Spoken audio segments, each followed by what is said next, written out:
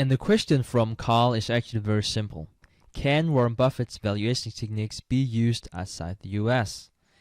And I'm sure, Carl, that you have been looking at a lot of great companies outside the US and are thinking, I've been taught all of these great valuation techniques. I've been taught a lot of different principles about investing.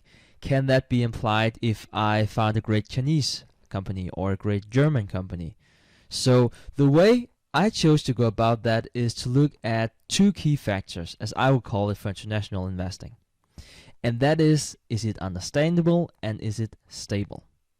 And the reason for this is, if you look at the valuation techniques that Warren Buffett is telling us about, he is talking about discounted cash flows.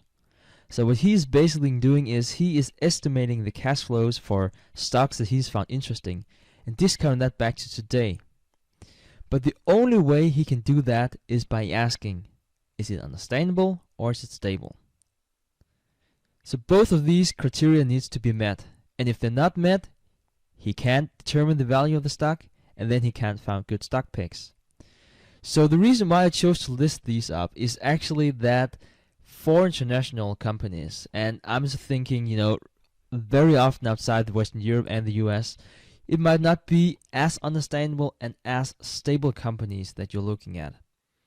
So you might be asking, what about startups in Silicon Valley? I might not completely understand them. They're definitely not stable because they have a growth rate of hundreds of percent, trading at high price to earnings, but it's in America. Should I invest in these companies? And I would say, it's up to you. But if you want to use the same valuation techniques as Warren Buffett, using those discounted cash flows models, I think they should be both stable and understandable. When it comes to the stability, I have a neat tool I would like to introduce to you from our website. So the tool that I want to tell you about is the stability grapher, and right now I'm on my website Buffett's Books, and what I will ask you to do is to click on the stability grapher. What you see here is a site where you need to scroll down, and down here you actually have the stability grapher. And it is so that Preston actually made a video that you can find right here, and you can learn more about that.